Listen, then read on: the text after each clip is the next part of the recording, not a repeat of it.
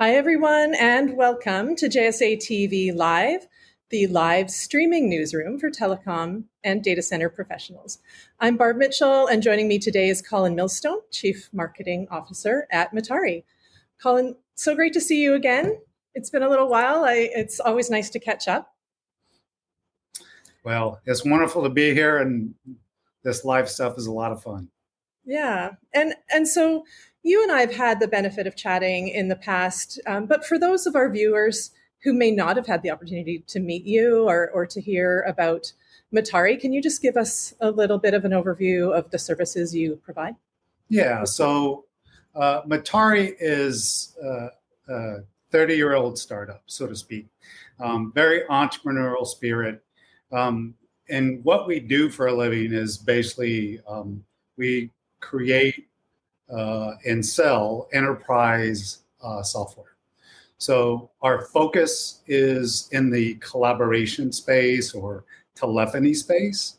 Predominantly, we're making software for enterprise class or very large organizations. Again, businesses, schools, et cetera, et cetera. Mutare's mission, I think, is of note here.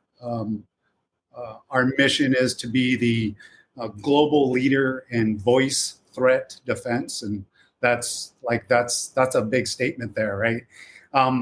What we're talking about here is the fact that our voice channels, our telephony systems, our ability to communicate via phone has come under attack, right? A lot of different threat tactics out there, cyber tactics relative to the voice channel.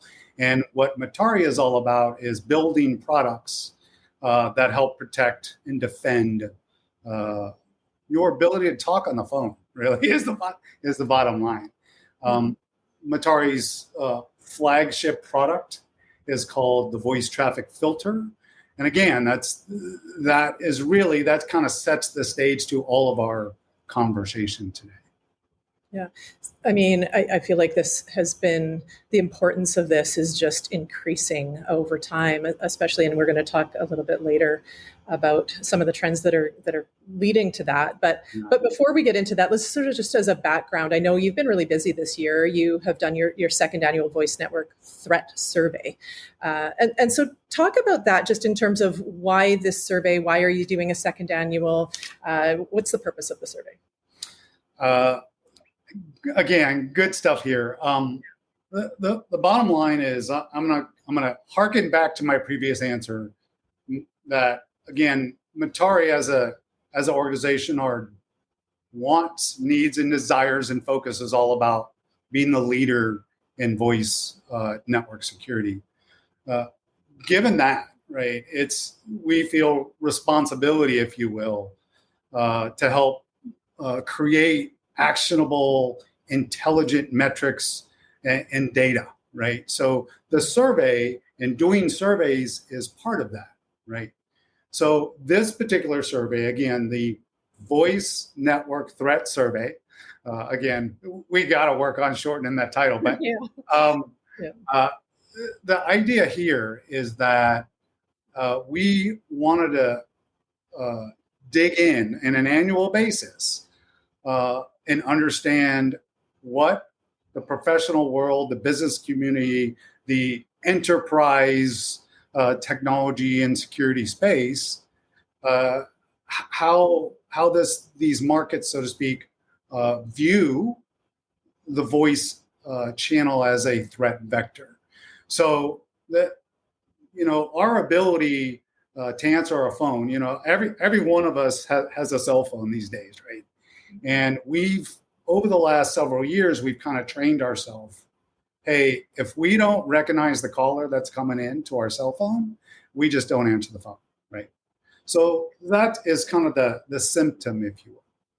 Well, if you think about the professional world, the business world, enterprise space, whether you're a hospital, or whether you're a plumber, whether you're a big tech company or whatever, you can't just decide not to answer your phone. Right. So again, the problem is real. So we wanted to better understand how are organizations dealing with this issue of unwanted traffic in their voice network. So again, step one is to really dig in to say, tell us a little bit about your view of this threat vector, this voice threat vector, as an issue or as a problem, and then tell us a little bit about what your organization is doing about the problem, et cetera. So the survey, both last year's and this year's, is really all about how do we better understand what's going on out in the world, right? So there are, this whole issue of voice network security, to look at the actual tactics that the bad guys are using. It's things like robocalls, things like spam calls, things like spoof calls, social engineering, spam storms. Those are the actual tactics, right?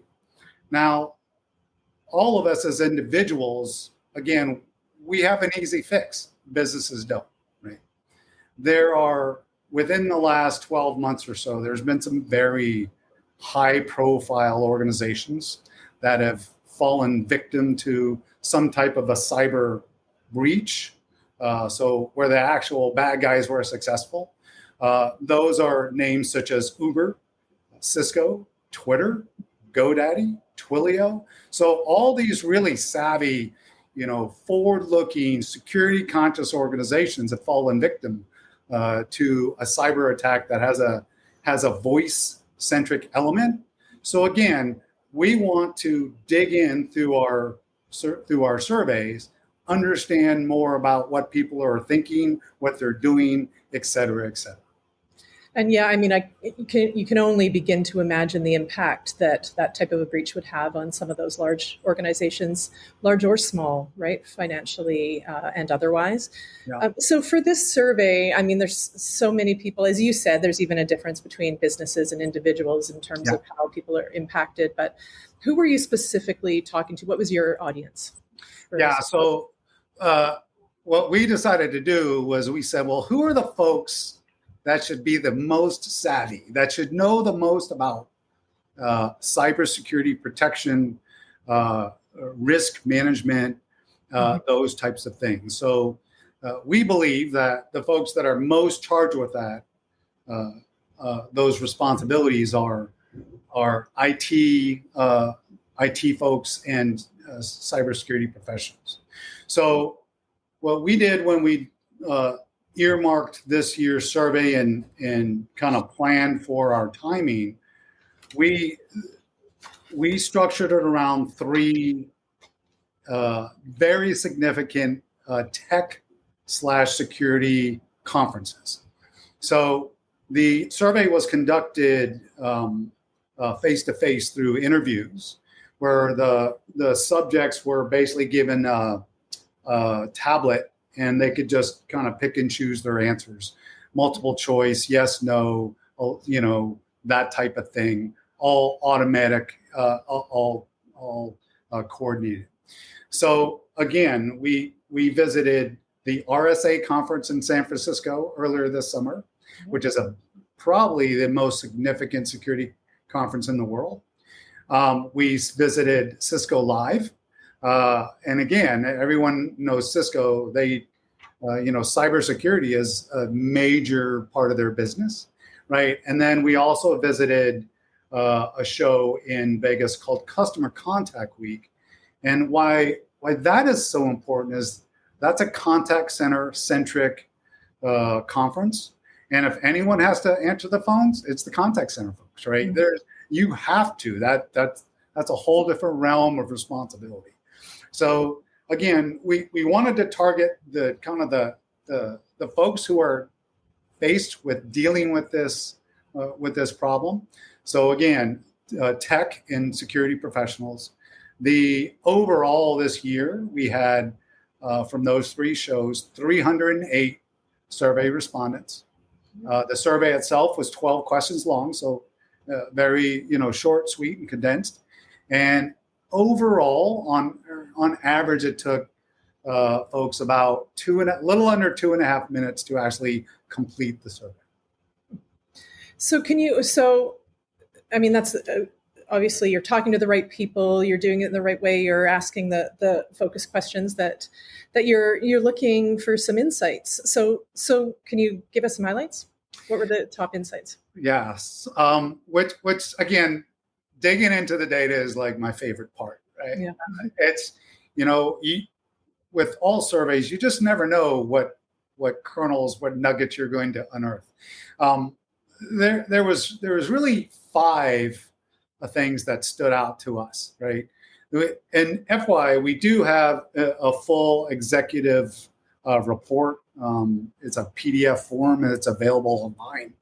But again, there was 5 things that definitely stood out to us, specifically to me, right? Because I'm kind of at the center of the stuff, which again is a lot of fun. Number 1, so the first thing that I found super interesting, and again, I've done a lot of surveys in my career, and usually when we look at our audience and we kind of slice and dice that audience up, we can see some differences in the different types of roles, in those answers. So with this one, though, we found that about 40% of our respondents were leadership roles. So in other words, these are people in tech or in security who have ownership of a business function and the ability to control budget and spend, right? So that type of leadership. So again, about 40% of our audience were those folks. And across the board, usually we could say that leadership has a different, significantly different or slightly different view than others. But in this survey, there was some massive groupthink going on, right? Mm-hmm. There was no significant difference between what leadership roles felt and believe and what everybody else felt. So number 1, to me as a data guy, like that to me was just kind of stood out. The next one that was I guess it shouldn't have been a big eye opener because common sense says of course that's true. But we have a question. We said, tell us about how your organization is impacted by unwanted traffic. Again, unwanted traffic, robocalls, spam calls, phishing, spoof calls, etc. Right? Tell us how you're impacted.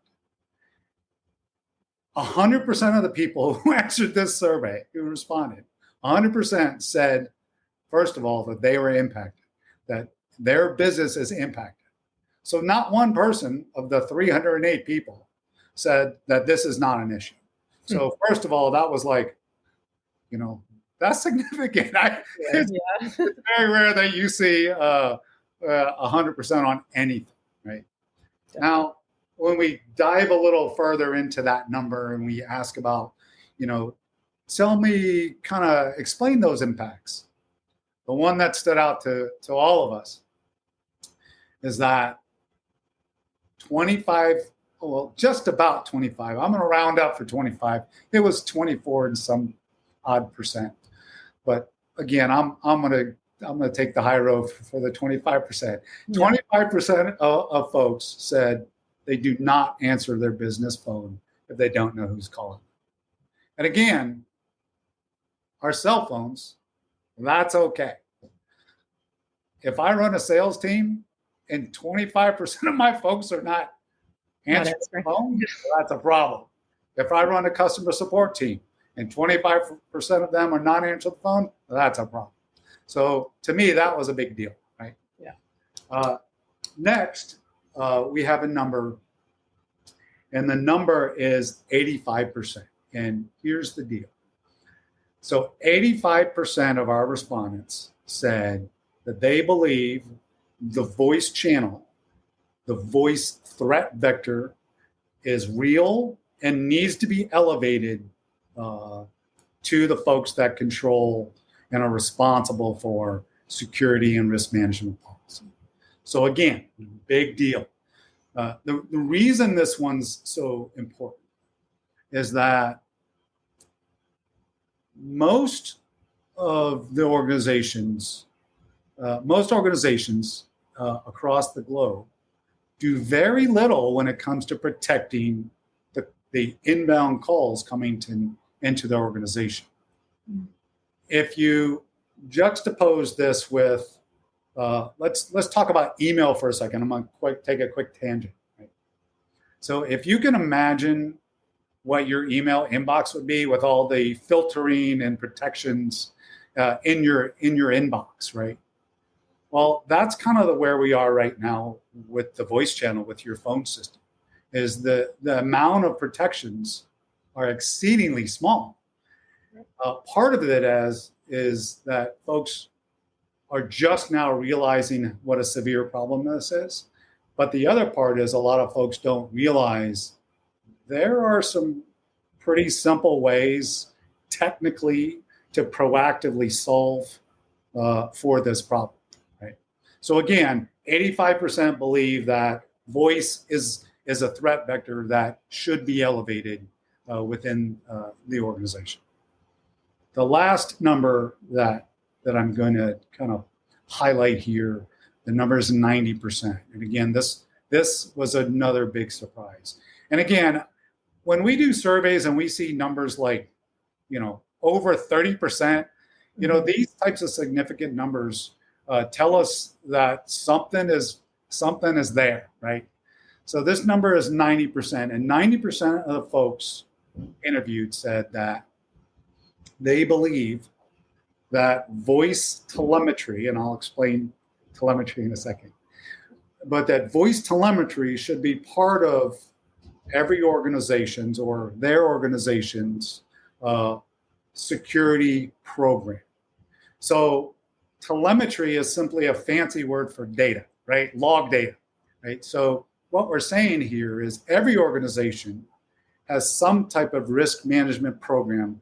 Some folks call it SIM, some folks call it XDR. The bottom line is what large organizations do. They take a lot of data from a lot of different sources and kind of integrate that and condense that and bounce some data against the other. So that's data coming from your data center. That's data coming from your various endpoints. That's data coming from your email protection system. So all this data comes together, and what the cybersecurity teams usually do is they try to correlate this data to spot any trends on a proactive basis. So again, big data. This is a true cybersecurity analytics big data job, right? So that's one part of the risk program. The other part of it, though, is once there is a breach, going back and saying, how did this happen and how should we have caught that? What happened in our organization? Were there clues?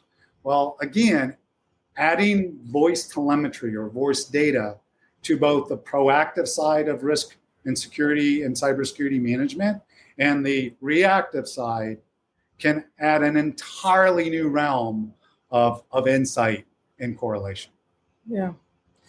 Yeah, I mean, I love how you've taken these insights and you said anything significant over 30%. You're talking numbers 85, 90, 100%. I mean, it's clearly significant. And it makes a lot of sense what you're saying. There's so many protections online for folks, but this is a different realm. And so aside from what you've been saying of, telemetry and assessment and whatnot, what other ways can companies secure their networks? So what's really important as you talk about this topic, it's super important to be clear with the words, right? So traditionally, when you talk about network security, you're talking about your data network, right?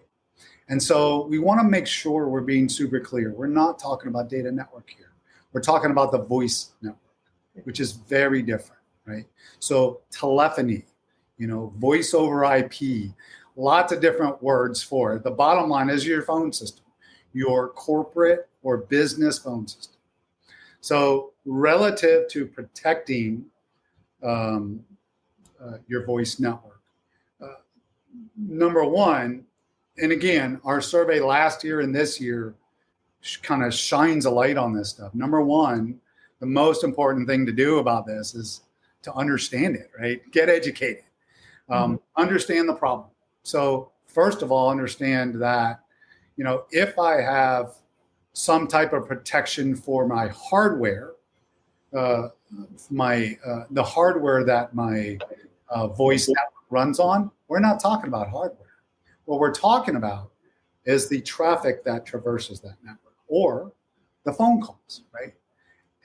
Again, remember, your phone system is open 24/7 by 365, right? So it's always open, and the bad guys know it. The bad guys know that there are very few barriers for them to gain entry to your organization and get direct access to a human, and that's really the holy grail, is getting access to a person.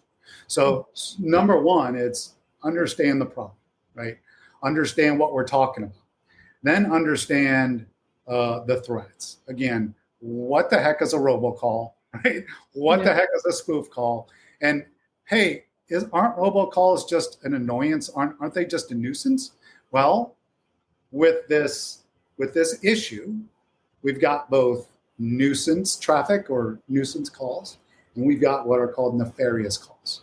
So again, there's a component of it that is annoying and a pain in the rump, right? But hey, well, those robocalls, they just kind of tie up my lines, but they don't necessarily increase risk.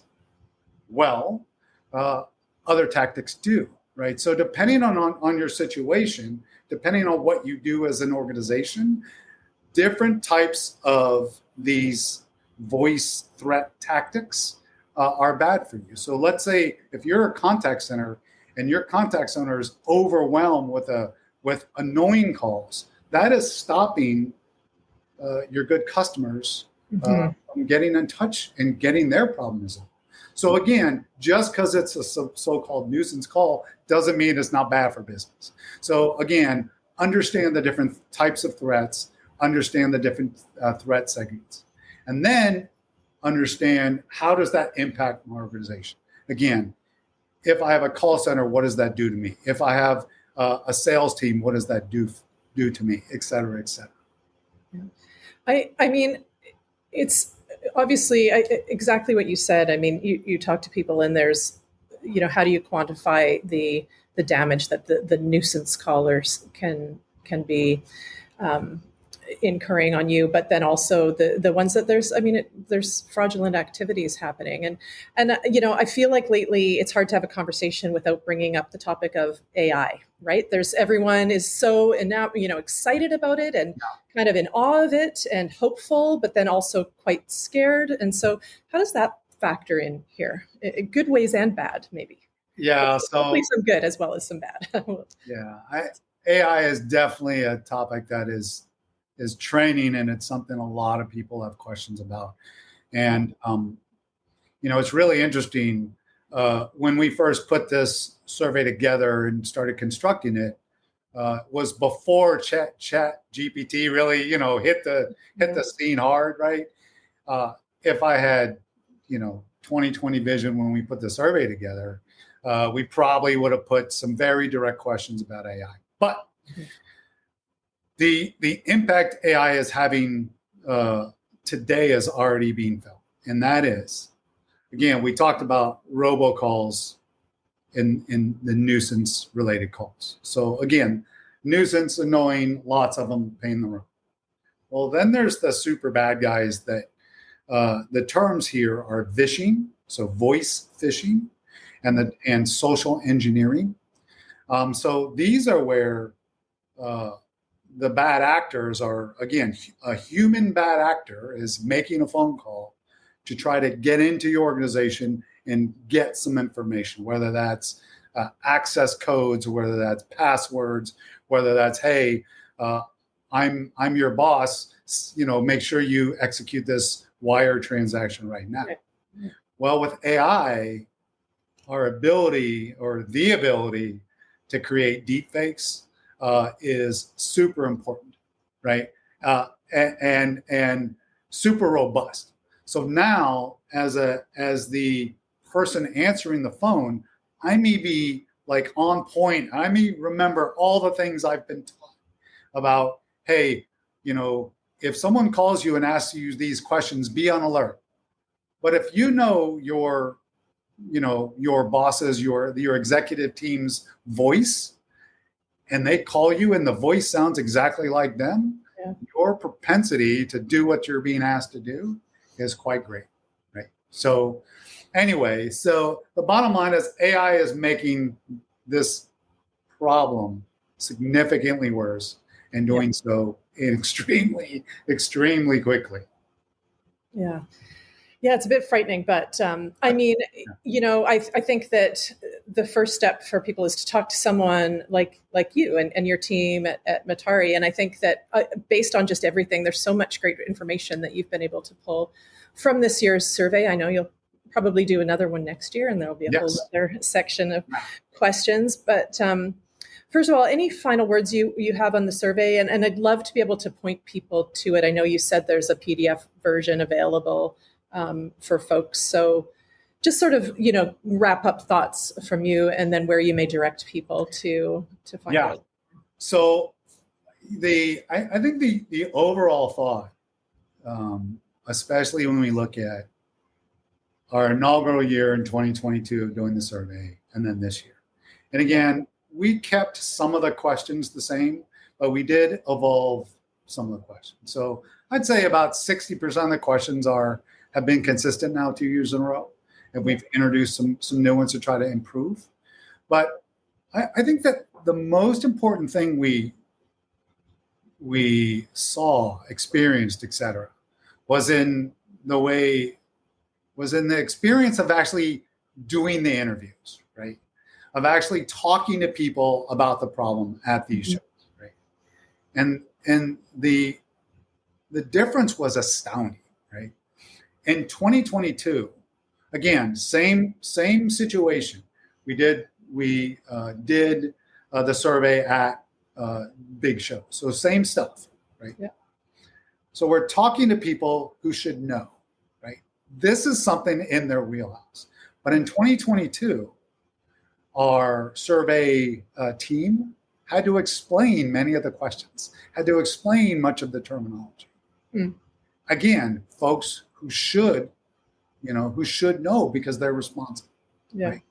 In 2023, everyone knew what we were talking about. We didn't have to explain anything, which again, like the term phishing is a perfect example. Phishing is, again, voice phishing, similar to email phishing, but again, voice phishing. That was a super confusing term in 2022. And in 2023, it was a non-issue. We didn't have to explain it to anyone. So people are getting a bit more savvy. They're knowing kind of maybe a little bit more what to look for. And I think, to just what we were talking about some of the trends out there, it's more probably broadly talked about within not just organizations, but just in general with folks. Yeah, I think, what's interesting, just within the last few weeks, there was something big in the United States happened. It said that organizations that get breached have to report it, right? Yeah. So that's a big deal, right? Up to this point, folks don't want to talk about the fact that they've been breached. So again, I mentioned some pretty big brands earlier in our conversation that have been breached. So again, the number of folks that have been impacted this way are great. And I think we're going to learn a lot more in as we move forward about all the folks that have been impacted that, again, have not had to talk about it. Right. So again, it dawns to me, I got so excited answering some questions, I forgot others. You asked a question about, where do folks go, right? How can they get some more information? Right, yeah. There's a QR code on the screen. That's right, there's a QR. Some people, I think, as we've been here, it's up in the top left, I think, as far as I can tell. People have been sort of scanning it as we go here, but for any of our listeners, definitely scan that. Yeah, so the Mutare website Again, it's mutare.com, mutare.com.